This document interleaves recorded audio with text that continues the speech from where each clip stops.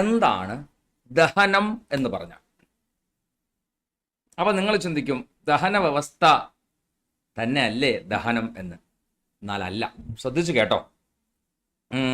ഇപ്പൊ നമ്മളെ വീട്ടിലൊരു ഫംഗ്ഷൻ, അപ്പോൾ ഒരു 2 കിലോ ഇറച്ചി വാങ്ങിക്കണം. അപ്പം നമ്മൾ കടയിൽ പോയി ഒരു 2 കിലോ ഇറച്ചി ചോദിക്കുമ്പോൾ അവിടെ കെട്ടിത്തൂക്കിയിട്ടിരിക്കുന്ന 10-400 കിലോയിൽ നിന്നും അല്ലെങ്കിൽ 10-50 കിലോയിൽ നിന്നും കുറച്ച് ഭാഗം എടുത്ത് അയാൾ വെട്ടി വെട്ടി വെട്ടി വെട്ടി വെട്ടി വെട്ടി വെട്ടി വെട്ടി ചെറുതാക്കി തരും.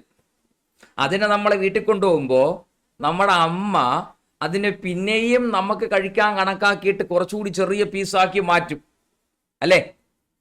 ഇതിന് വിളിക്കുന്ന പേരാണ് ദഹനം എന്ന് പറയുന്നത്. എന്ന് പറഞ്ഞാ വലിയ ഘടനയുള്ള സാധനത്തെ വെട്ടി വെട്ടി വെട്ടി വെട്ടി വെട്ടി ചെറുതാക്കിയില്ലേടാ, ആ ചെറുതാക്കുന്നതിനെയാണ് നമ്മൾ എന്ത് പേരിട്ട് വിളിക്കുന്നത്? ദഹനം എന്ന പേരിട്ട് വിളിക്കുന്നത്. കുറച്ചുകൂടി പൊളൈറ്റ് ആയിട്ട് പറഞ്ഞാൽ സങ്കീർണ ഘടനയുള്ള ഭക്ഷണത്തെ ലഘു ഘടനയുള്ള ഭക്ഷണമാക്കി മാറ്റുന്ന പ്രക്രിയയുടെ പേരാണ് ദഹനം എന്ന് പറയുന്നത്. ഇപ്പോഴും ഞാൻ ആവർത്തിക്കുന്നു, ദഹന വ്യവസ്ഥയിലെ ഒരു ഭാഗമായ ദഹനത്തെക്കുറിച്ചാണ് ഞാൻ പറഞ്ഞത്.